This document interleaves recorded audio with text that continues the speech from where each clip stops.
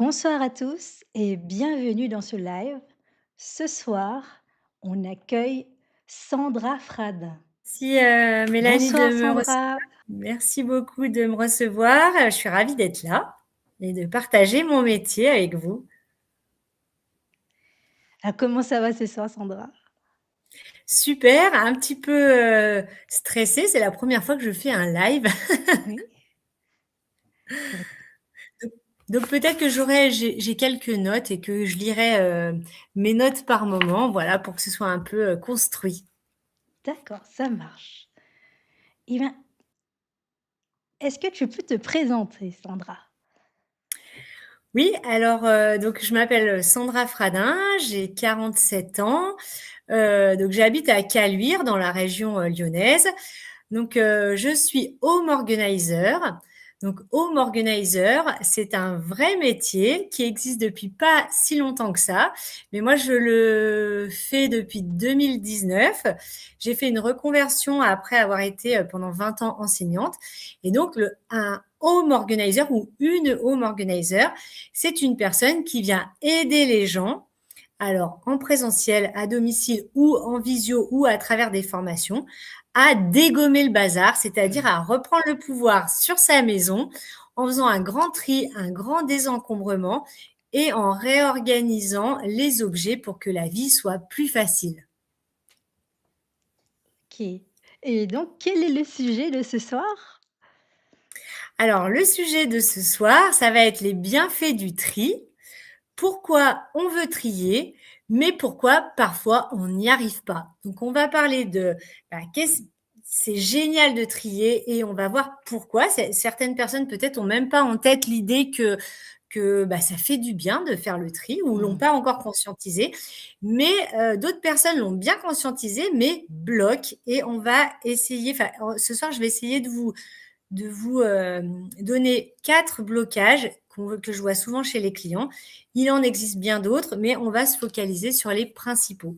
Donc, j'avais pensé organiser notre échange en 3 parties. Donc, pourquoi le tri peut transformer le quotidien. Mais la deuxième partie, pourquoi c'est si difficile de trier et comment faire pour dépasser ces blocages. OK. Eh bien, commençons alors la première partie. Alors, voilà, donc pour commencer, ce que je voulais dire, c'est qu'en fait, le bazar, c'est vraiment quelque chose de très subjectif. On va avoir des familles qui vont dire, ou des personnes qui vont dire: «Ah là là, c'est le bazar» et puis en fait, il va y avoir 3 paires de chaussures, dans l'entrée ou, une assiette, un bol, sur la table. Mais pour elles, ça va être le bazar. D'autres personnes vont avoir un bazar qui va être flagrant et qui va se diffuser un peu partout, c'est-à-dire des piles de papier sur les meubles, un tas de chaussures de partout, des manteaux, des vêtements sales, des vêtements pas sales, on ne sait plus trop, sur les canapés, sur les chaises, des dressings qu'on ouvre qui sont tout en boule et on n'arrive même plus à ranger quelque chose tellement il y a d'affaires. Donc voilà, ça veut dire du bazar qu'on voit de partout dans la maison. Et d'autres personnes qui ont des maisons qui sont impeccables, hyper rangées, même plus rangées que chez moi, mais elles ont quand même un bazar rampant, ça s'appelle. C'est-à-dire que Pardon, par un exemple, bazar comment tu as dit? rampant, tu vois, qu'on voit pas, mais qui est D'accord. là quelque part. C'est par exemple, tu vois, un placard, de l'entrée, alors tout est nickel, mais le placard de l'entrée, bah, il y a beaucoup, beaucoup d'affaires. Même si c'est organisé, c'est vraiment chargé. Ou bien la cave ou le garage sont remplis à ras-bord avec des caisses étiquetées et cetera. Mais toutes ces affaires sont stagnantes et en fait, ne servent plus. C'est quand même du bazar inutile, même s'il est organisé.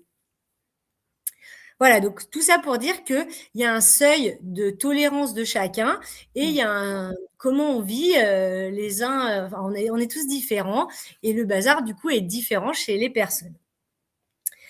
Mais bon, ce qu'il faut se dire quand même, c'est que déjà, alors moi, je m'occupe pas que de familles, j'ai aussi des personnes qui sont célibataires ou des seniors.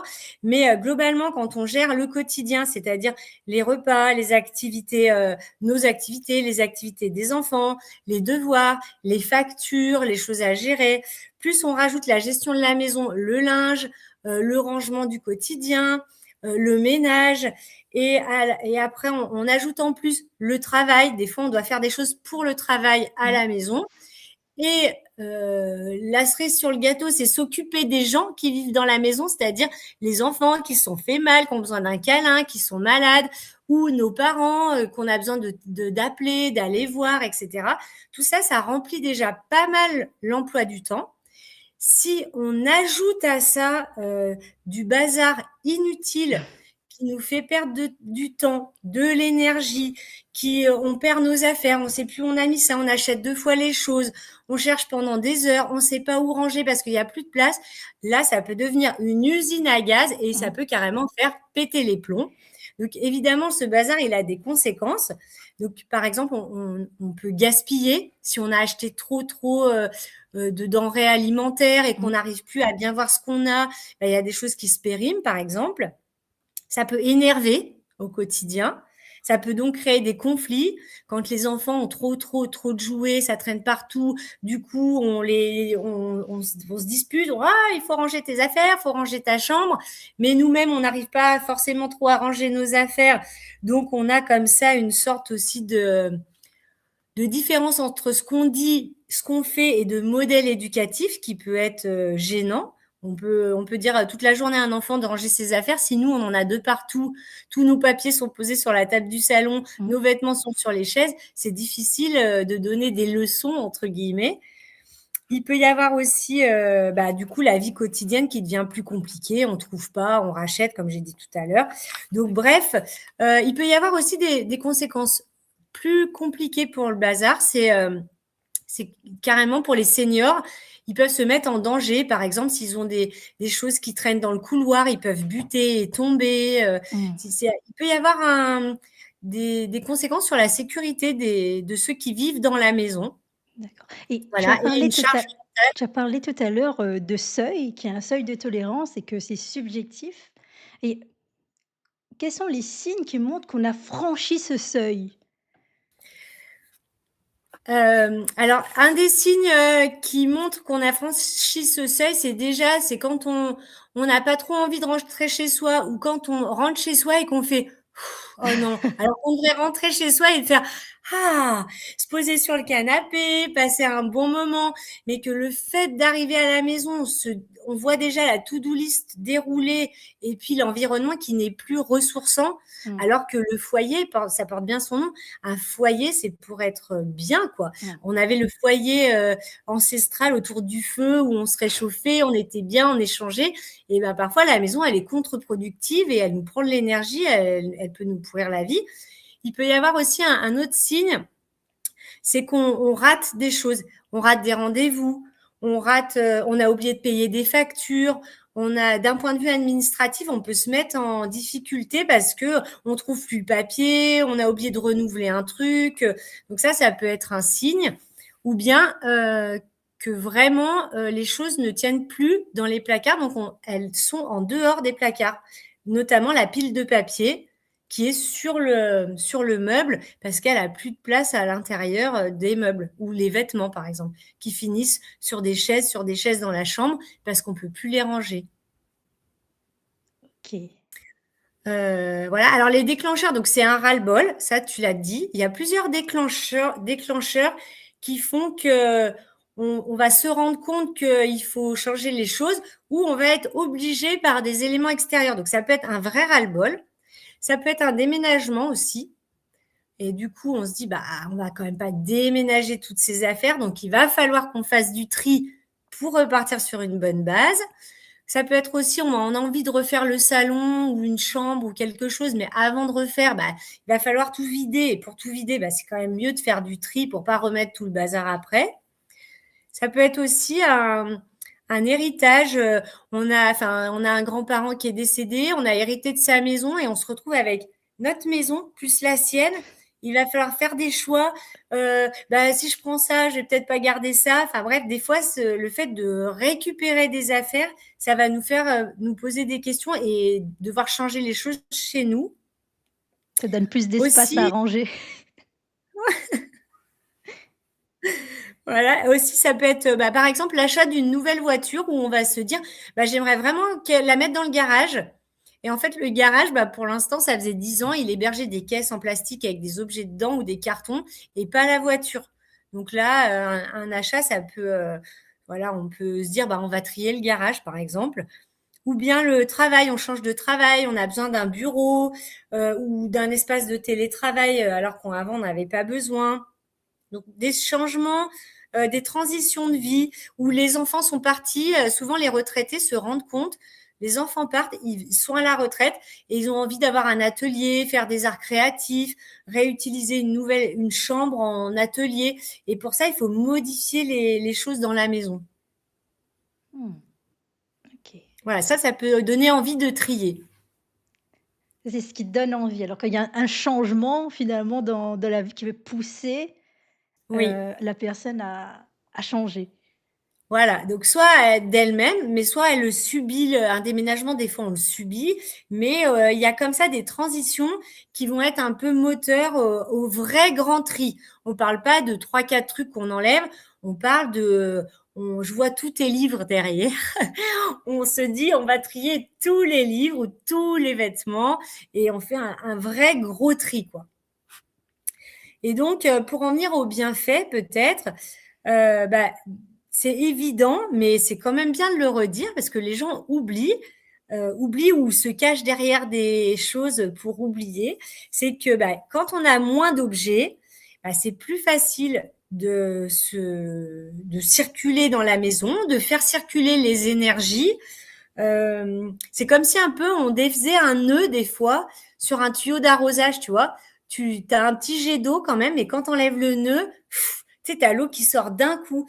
Bah, quand on enlèves des objets, que tu fais le grand ménage, waouh, tu as l'énergie qui recircule dans toute la maison et souvent ça laisse place à des nouveaux projets, à des nouvelles opportunités. Mais vraiment, des fois, on n'a pas conscience qu'il y a un lien de cause à effet. Mais par exemple, des gens qui sont alors vraiment très encombrés, on va dire, mais c'est bloqué, tout est bloqué. Ils vont faire un grand tri, ils vont libérer de l'espace et tout ça, et derrière ils vont trouver du travail. Ou bien il y a une maman qui voulait tomber enceinte, elle avait du mal et elle s'est dit allez, je vais refaire cette pièce. Elle savait pas si c'était une chambre d'enfant, un bureau, elle savait pas par où prendre les choses. Elle a tout désencombré, c'était une pièce fourre-tout. Mmh. Là, je te le donne en mille. Alors, c'est pas miraculeux, mais quand même pour elle, elle est tombée enceinte après avoir fait ce grand tri. Tu vois, comme si elle avait laissé la place. Mmh. Et des fois, c'est un peu c'est dans la tête et avec les objets, on peut débloquer des choses dans le cerveau, quoi. Donc c'est quelque chose qui peut en fait, qui peut paraître simple en abord comme ça, de faire, le ménage comme ça et ça peut apporter des grands changements en dessous. Oui, exactement. Alors ça, c'est une lecture un peu plus psychologique, mais de façon plus terre à terre. Bah, je veux dire, quand chaque chose a une place dans la maison, c'est beaucoup plus facile de remettre les choses en place, de retrouver ses affaires, de trouver les papiers importants.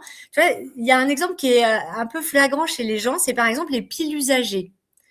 Tu vois, c'est tout simple. Tu changes une pile dans la télécommande. Et ben, clairement, si tu sais pas où est ta petite boîte avec les piles usagées dans tel placard et tout, bah, les piles, elles vont finir sur la commode, dans le tiroir de l'entrée en vrac, dans la boîte fourre-tout de l'entrée et puis elles vont, et parce qu'elles n'ont pas d'endroit dédié.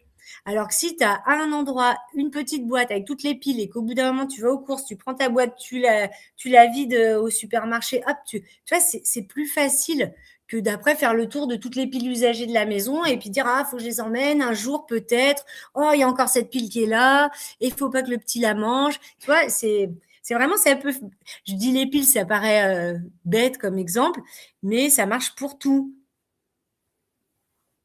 Quand on a identifié chaque chose et que chaque chose a une place, eh ben, ça fluidifie le quotidien. Mais pour ça, il ne faut pas qu'il y ait trop d'affaires. Mmh. Voilà. Et du coup, le rangement tient plus longtemps. C'est plus facile pour tout le monde d'identifier où vont les affaires Et j'avais une quand question c'est facile. justement, parce qu'il y a oui, voilà, effectivement, il y a le rangement et notamment quand il y a un grand changement, on est encore peut-être plus enclin à vouloir, justement mettre de l'ordre. Mais Oui. qu'est-ce qui fait que cet ordre-là va être durable?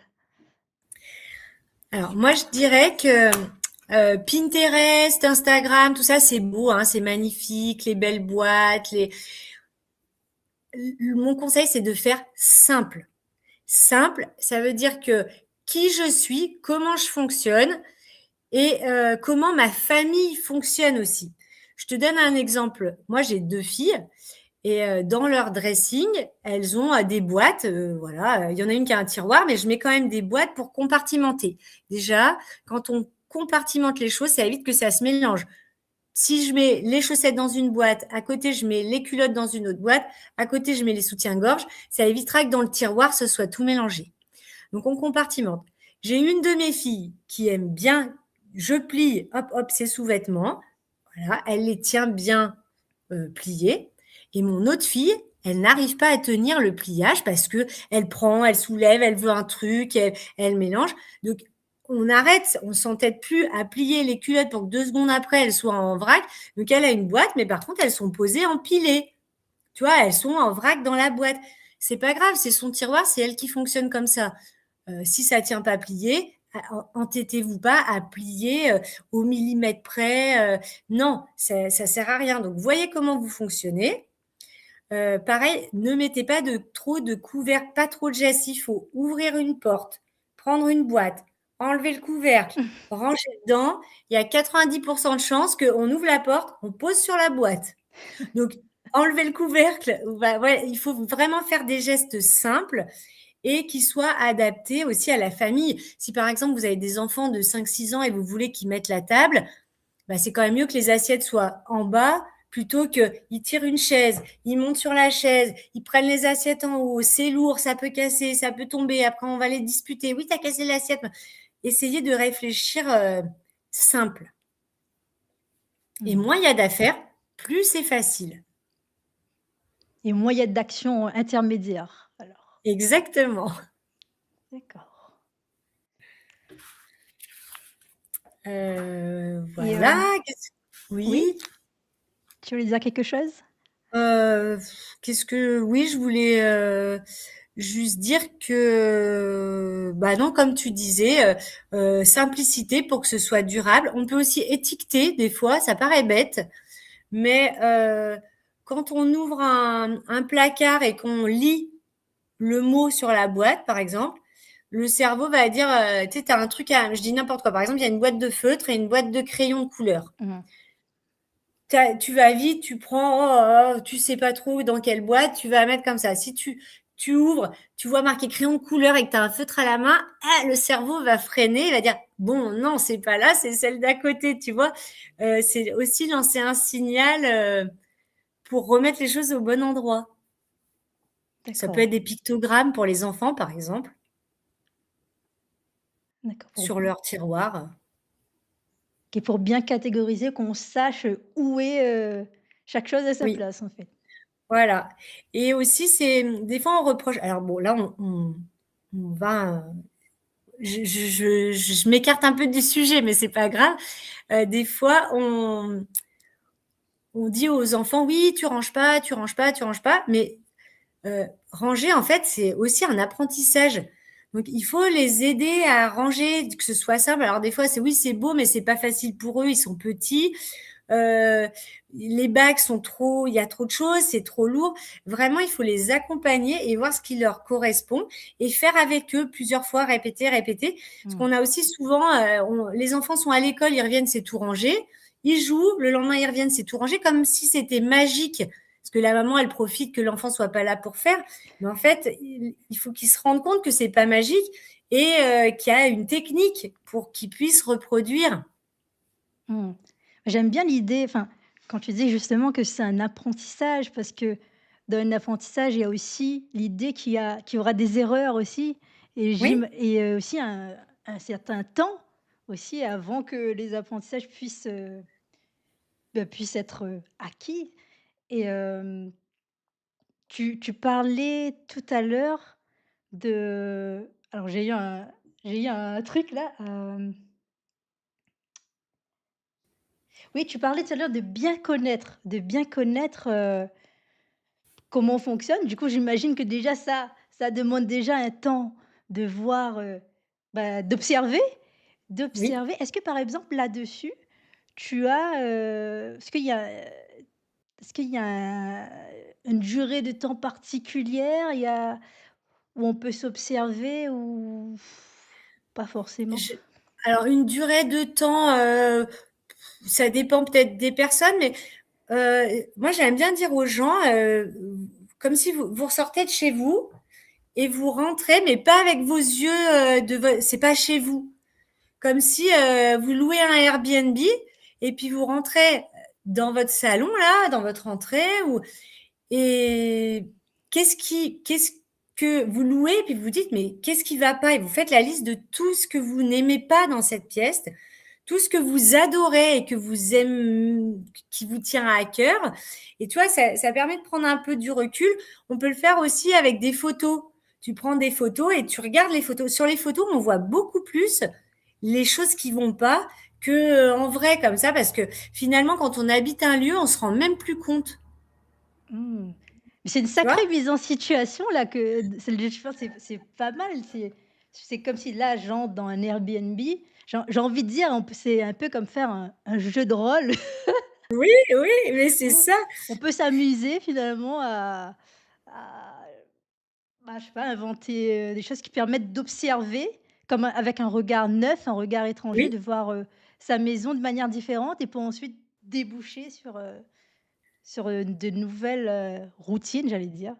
Exactement, et crois-moi que dans les chambres parentales, tu dis à quelqu'un, tu loues un Airbnb et tu prends la chambre, ta chambre là, on la loue à un autre couple d'adultes.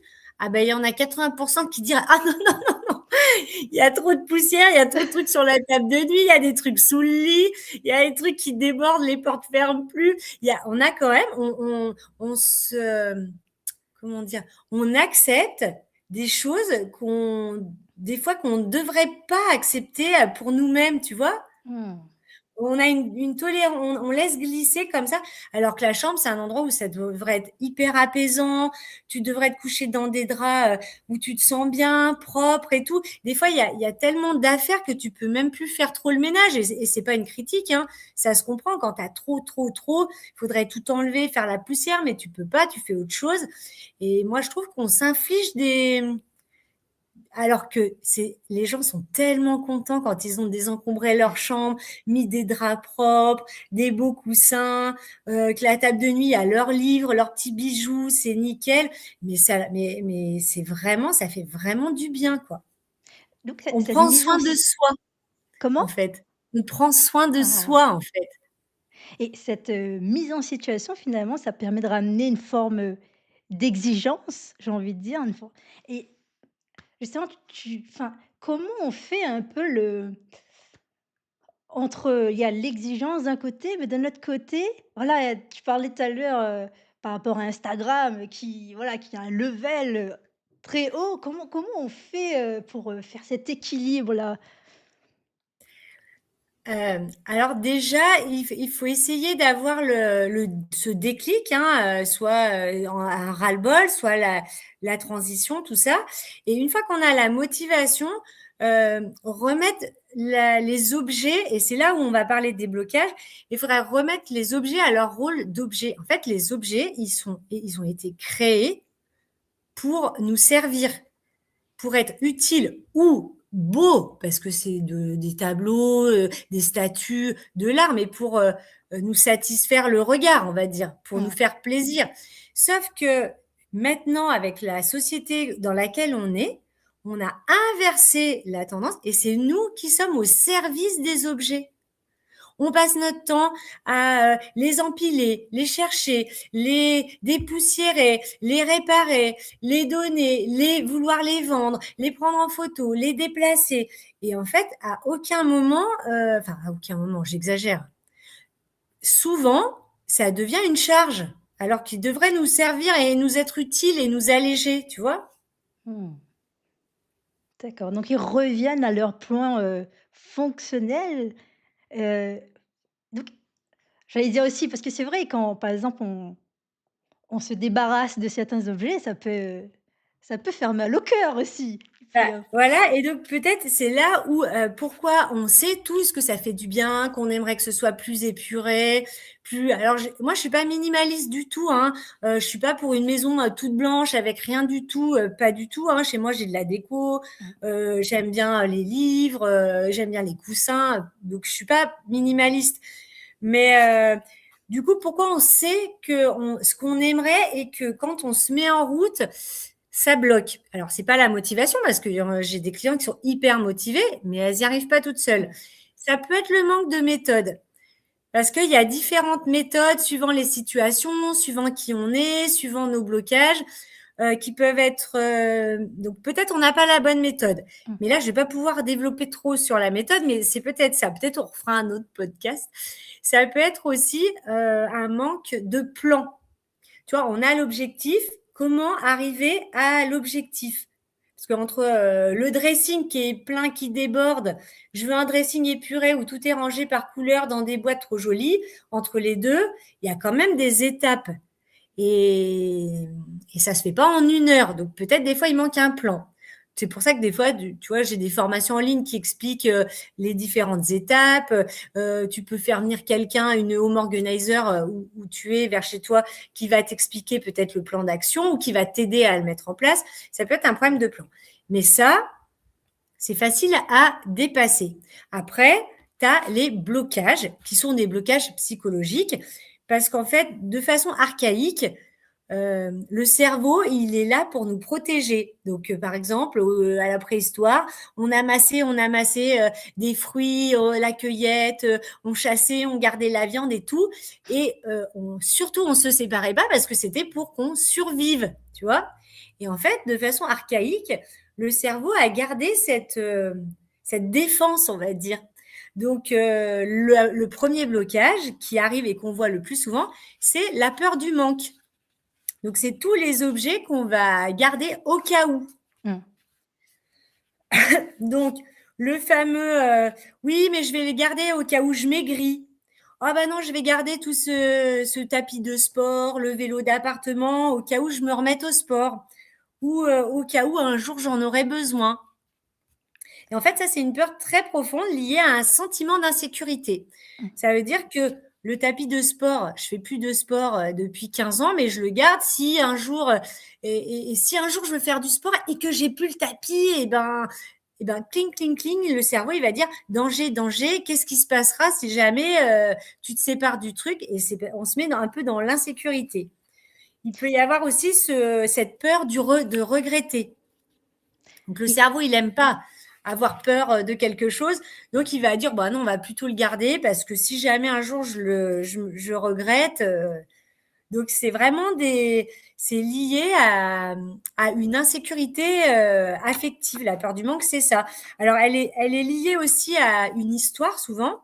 Soit on a eu des manques quand on était plus jeune, plus petit, ou notre famille a manqué, tu vois, ça peut être un truc un peu historique.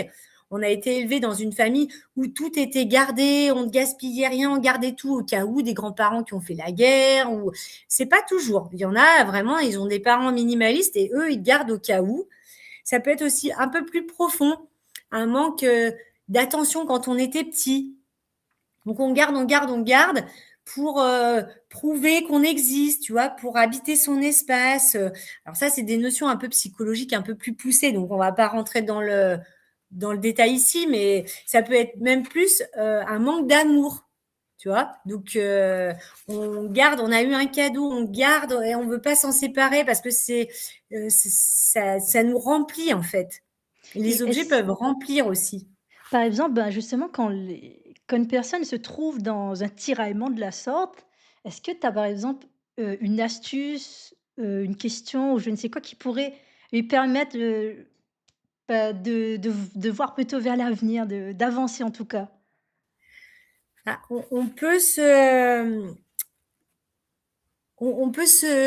déjà justement essayer de juste de dire bah, je garde au cas où, je garde au cas où, je garde au cas où sur un, 2, 3, 10 objets, se poser la question de dire bon, je garde au cas où quoi? Pourquoi je garde ce pantalon qui ne me va plus, qui ne me plaît plus trop? qu'est-ce qui le au cas où quoi, en fait? Tu vois? Pousser la réflexion. Au cas où je n'ai pas d'argent pour en racheter, au cas où, je donc tu vois, ça, c'est un peu l'insécurité financière qui peut arriver. J'ai acheté une fois, ça m'a donc on va y venir après sur l'argent. Au cas où ma fille, veuille bien, réutiliser ce pantalon qui reviendra à la mode. Donc ça, c'est un peu le gardeur social qui veut faire plaisir aux autres, donc je le garde pas pour moi, en réalité, je le garde pour quelqu'un d'autre. Et pourquoi on garde pour quelqu'un d'autre? C'est pour être aimé des autres. Est-ce que j'ai besoin de garder ce pantalon pour que ma fille, quand elle aura 18 ans, elle m'aime? Tu vois? C'est en fait vraiment, des fois pousser un peu la réflexion plus loin et aussi se dire: «Qu'est-ce qui se passe si ce pantalon ou je sais pas, cette casserole, tu l'as plus demain? Qu'est-ce qui va se passer? Est-ce que tu vas mourir?» C'est ça le réflexe archaïque, c'est: «Si j'ai plus à manger, je meurs. Est-ce que si j'ai plus ce pantalon, je meurs?» Eh ben non, en fait. Mais c'est des protections, donc il faut dépasser ces protections en essayant d'aller plus loin que je garde au cas où. Au Mmh. cas où quoi, et on essaie de tirer la ficelle pour savoir ce qu'il y a vraiment derrière. Et c'est pas toujours les mêmes choses qui sont derrière. C'est ça qui est un peu complexe. Donc voilà.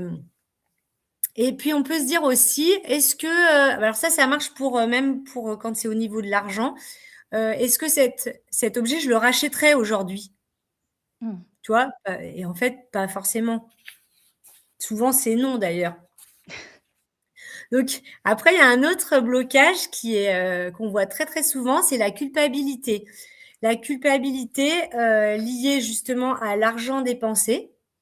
Donc on a acheté un truc, hyper cher, mais on s'en est servi un peu, voire pas du tout, hein. Des fois, on a même encore les étiquettes dessus et bah, on veut pas s'en séparer parce qu'on l'a payé cher. Mmh. Mais on peut pas le donner parce qu'on l'a payé cher. Mais on l'utilise pas parce qu'il nous plaît pas en fait ou il nous va pas et il est dans le placard, donc il ne sert strictement plus à rien. Et l'argent est dépensé depuis très longtemps, il Mmh. reviendra pas sur le compte en banque. À part si tu le vends sur, les gens aiment beaucoup vendre maintenant les affaires, mais je veux dire une fringue, tu la revends à enfin 20 du prix quoi. C'est pas tu peux pas capitaliser sur, des fringues que tu mets pas quoi. Mmh. Donc, c'est se dire: «Est-ce que à ce moment-là, on le vend, OK, mais on le vend». On se dit pas: «Un jour je le vendrai, parce qu'il est là, il prend de la place, il sert à rien» et il y a de grandes chances en plus que ça s'abîme. Les vêtements, ça s'abîme, tu vois? Les trucs en simili, au bout d'un moment, ça peut se décolorer. Les choses en cachemire, ça il y a des mythes, il y a des trous de mythes. Des fois, les gens, ils sont dégoûtés, ils ont des super beaux, foulards en soie, qui ont été mités, mais qui tombent en lambeaux ou des trucs en laine aussi. Donc moi, vraiment, je les pousse à profiter des affaires, soit de les donner et puis ils ont fait un beau cadeau. Si ça a coûté cher, ben voilà, c'est bien de faire des beaux cadeaux aussi à des associations, à des voisins, à de la famille, ou vraiment de les mettre en vente maintenant. Mmh. Il y a la culpabilité aussi des cadeaux reçus. Donc, Ah oui, on on donne pas un l'attendait plus cadeau. manger. On est en plein dedans là. Ah oui, après, ouais, c'est le moment là, après la fête de Voilà. Noël. Donc par exemple, bah, j'ai reçu une crème pour le corps, que j'aime pas du tout. Je me mets pas de crème pour le corps, je suis hyper allergique. C'était hyper gentil, ma tante m'a offert une super, crème pour le corps, mais donc je la garde parce que c'est un cadeau et puis si je m'en sépare, ça va pas lui faire plaisir. Mais en fait, elle le saura jamais et puis si en plus tu la mets pas, elle va elle se rend pas compte si tu alors la crème encore ça se voit pas, mais si elle t'offre une écharpe, si tu mets pas l'écharpe parce qu'elle te plaît pas ou elle gratte, elle va bien voir que tu la mets pas, mais c'est pas grave, elle t'a fait un cadeau, tu le mets pas, tu fais ce que tu veux. Mais les gens, ils gardent quand même par culpabilité. Mais Mmh. des fois, les gens se souviennent même plus ce qu'ils ont offert, tu vois, en allant manger ou au Noël dernier. Moi, je me souviens plus ce que j'ai offert à ma maman ou à ma sœur, Noël dernier, tu vois? Qu'elle le mette ou pas, Donc de se relaxer un peu sur, les cadeaux si on s'en sert pas, bah, oui. de faire circuler quoi. de les donner. Et puis en plus, souvent, des fois, il y a même des gens qui gardent des cadeaux de personnes qu'ils aiment pas trop, tu vois. Oh là là, ça c'est ma belle-mère, elle est chiante, elle m'énerve et tout, mais t'as le truc qui est posé là et tous les jours, il passe devant ce truc en disant, oh, elle m'énerve. Tu vois, c'est hyper. Non, non, vous êtes chez vous, vous avez que des choses que vous aimez, les choses qui vous rappellent des mauvais souvenirs ou de personnes que vous aimez pas trop. Vous les faites sortir et puis voilà. Et puis la belle-mère, de toute façon, déjà, elle vous énerve. Donc, si elle voit pas son cadeau, bah tant pis. Donc, voilà. Et puis, il y en a qui culpabilisent aussi parce que les objets sont en très bon état. Alors, ils l'ont peut-être utilisé, mais ils l'utilisent plus. Mais vu que c'est en très bon état, ben, ils le gardent quand même. Et à un moment donné, refaites circuler, remettez dans le circuit de la seconde main, revendez, donnez. Donner, c'est ultra facile. Maintenant, il y a plein de moyens de donner. Donc, vous encombrez pas. D'accord. Voilà. Dites-vous, Marie Kondo, c'est une japonaise qui a quand même introduit pas mal la notion de faire le tri, ranger, tout ça. Alors elle a des techniques un peu plus de culture japonaise, mais elle dit remerciez l'objet, dites-lui qu'il a bien Oui. joué son rôle, et puis maintenant laissez-le partir, donnez-lui une seconde vie. Bah, peut-être voilà, faites comme Marie Kondo, remerciez les objets. Peut-être que ça permet de défaire, le nœud émotionnel. Exactement. Et du coup, c'est un peu en lien, mais on a aussi un blocage, c'est l'attachement émotionnel, c'est-à-dire qu'on est attaché aux objets, pas aux objets vraiment en eux, mais aux personnes. C'est pas tout à fait pareil. Mmh. On est attaché aux personnes. Par exemple, bah, on a notre grand-mère qui est morte et Mmh. on a des objets qu'on a hérités d'elle. Alors évidemment, on peut garder des objets hérités, surtout si on s'en sert. Mais parfois, bah, les objets, on s'en sert pas du tout. C'est juste des souvenirs. Et on a l'impression que si on les donne ou si on les jette même, parce que des fois c'est même cassé ou c'est plus vraiment en état, on a l'impression de qu'on va jeter la personne à la poubelle, tu vois. Il y a Mmh. ce, on n'arrive plus à faire la coupure entre l'objet et la personne. Et en fait, on peut pas tout garder. Et même par exemple, nos enfants, ils ont été petits. Alors oui, on peut garder un petit pyjama, une petite robe, une sucette, etc. Mais c'est pas possible de garder toutes les tenues de nos petits de 0 ans à 10 ans, quoi. Mmh. Et des fois, je leur dis, parce qu'il y en a qui gardent des caisses de vêtements entières, tu vois, de 0 à 3 mois, et ils vont plus avoir d'enfants, hein. Et ben, peut-être c'est se dire, bah, soit vous prenez les photos des vêtements, mais globalement, on prend beaucoup de photos à notre époque. Et sur les photos, les enfants portent les vêtements et on se dit, ah, je me rappelle cette petite robe, elle était trop mignonne. Et on n'a pas besoin de l'avoir dans une caisse, tu vois. Et j'ai une question parce que justement c'est quand même un sujet complexe, le tri, le rangement et qui en tout cas il y a qui est sujet au nœud. Toi, qu'est-ce qui t'a vrai attiré dans ce su dans oui, dans cette matière, dans ce domaine? Qu'est-ce qui t'a inspiré là-dedans? Alors, clairement, moi, je suis une bordélique reconvertie. Donc, par la force des choses, alors j'ai eu j'ai passé un examen pour devenir formatrice dans l'éducation nationale que j'ai raté à un moment donné. Enfin, bref, j'avais mon bébé avait 2 mois, j'écrivais mon mémoire, je rate l'examen. Ma grande avait 2 ans et demi. Donc, tu vois, j'étais au milieu des jouets, des couches, des vêtements. Et moi, j'avais une tendance quand même à être un peu bordélique. Un peu, mon conjoint était un peu plus organisé, mais moi, je me changeais, c'était à côté du lit, ça me posait pas de problème. Mais quand j'ai eu mes 2 filles rapprochées, plus le boulot qui m'a appris et tout, j'étais complètement encombrée. Mon salon, c'était une crèche. Et en ratant cet examen, je me suis sentie envahie. Tu vois, j'étais plus bien. Tu vois, il y a des fois j'étais plus bien chez moi. J'étais au fond du trou parce que j'avais raté cet examen et j'étais dégoûtée. Et j'ai une copine qui m'a envoyé un livre par la poste avec une petite tablette de chocolat. Mais Sandra, ça va aller, tu vas rebondir et tout. Et dans ce livre, c'est un livre de développement personnel, mais qui est vraiment un roman, tu vois, de plage, quoi. C'est pas du tout sur le tri et le rangement. Mais la fille dans le livre, elle fait le tri. Et moi, je lis. À ce moment-là, j'avais besoin de lire ça. Tu sais, des fois, il n'y a pas vraiment de hasard dans la vie. elle fait le tri, elle allège, elle allège, elle allège, et je vois le bien que ça lui fait. Mais moi, je dis, mais je fais ça, je ferme le livre, je fais toute ma maison. Alors, pas en un jour, hein, et j'ai fait des erreurs, et j'ai recommencé, et j'ai modifié et tout. Mais ça m'a fait un bien fou personnellement. Ça a fait un bien fou à ma famille, à mes enfants, à l'organisation du quotidien avec mes filles en bas âge. Mais je me suis dit, mais c'est miraculeux. Et après, le temps a passé. Bon, voilà, c'était comme ça. Ça n'existait pas à l'époque trop en France. Enfin, c'était pas trop démocratisé. Puis Marie Kondo a sorti son livre. Moi, j'en ai beaucoup parlé. J'ai aidé, j'ai fait des choses chez des copines, chez ma sœur et tout. Et en fait, je me suis dit, mais je veux faire ça. Je veux et dire aux autres, mais que ça marche, que c'est trop bien, que ça fait du bien, et de se délester du matériel. Mais comme ça change la vie. Et après, ben, tu vois, j'ai fait une reconversion, j'ai fait une formation et je me suis lancée. Et ça fait 6 ans et j'adore toujours. Tu sais, le avant-après et le bienfait, il est immédiat. Mmh. Mais comme quoi il y a vraiment, des bienfaits insoupçonnés dans ce que tu racontes, dans ça, parce que finalement, bah, on part par, le média, l'intermédiaire de l'objet, mais finalement c'est significatif, ça veut dire autre chose et il y a Oui. on met de l'ordre dans autre chose, j'ai envie de dire. Exactement, on met de l'ordre, voilà, aussi ça permet de mettre de l'ordre dans son passé, en triant ses vêtements. Tu vois, il y en a plein des blocages, faire le deuil de qui on était, parce qu'on a été jeune, on a eu 20 ans, après le corps évolue, le Mmh. poids évolue, la taille, mais je vis maintenant.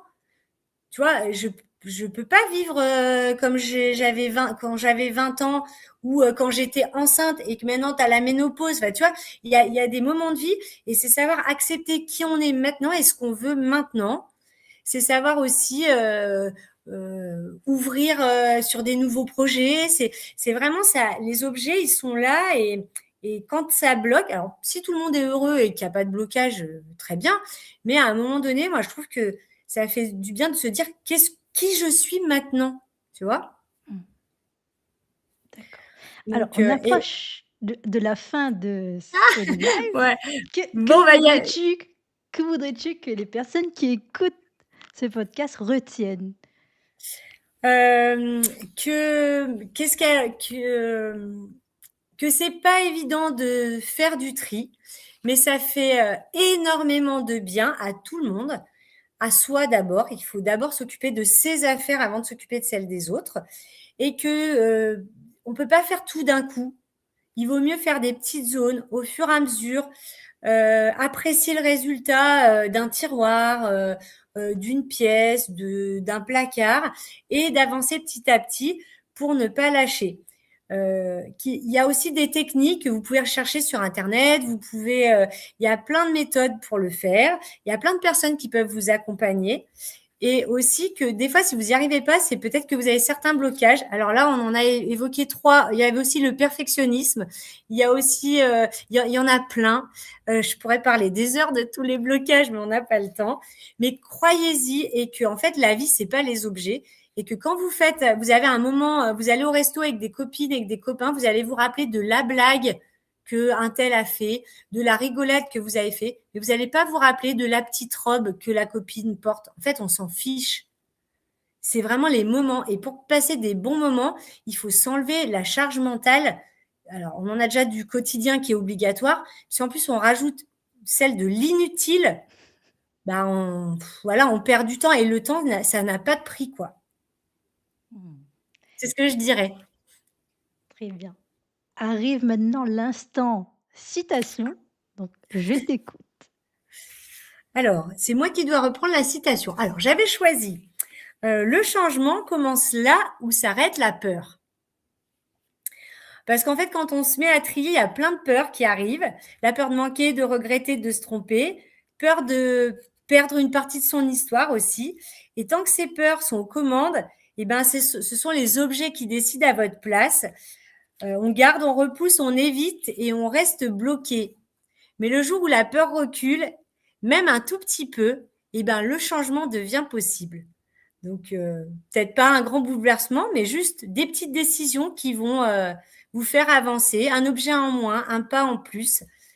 Et c'est là où vous allez apprendre à lâcher prise et reprendre le pouvoir sur votre maison. Bravo Sandra! Merci Mélanie. Eh bien, merci beaucoup, de nous avoir inspirés, surtout, à ce moment de l'année, ça peut, créer des envies Oui. pour l'année 2026 qui arrive ou bien même 2025 puisque 2025 n'est pas terminé. Est-ce que tu as un mot de la fin avant de terminer ce live? Non, moi je dirais que le plus précieux que vous avez, c'est le temps. Donc, qu'il soit du temps pour vous, pas pour des trucs inutiles en fait. Voilà. Et faites-vous accompagner si vous avez besoin, vous pouvez vous faire aider. Il y a voilà des formations en ligne, quelqu'un qui peut vous conseiller, des coachings en visio, suivant où vous habitez, tout ça. Il y a vraiment matière à des fois débloquer facilement les situations. Super, merci beaucoup Sandra et merci à vous pour votre écoute et je vous dis à très bientôt. Au Au revoir, revoir. merci, merci Mélanie.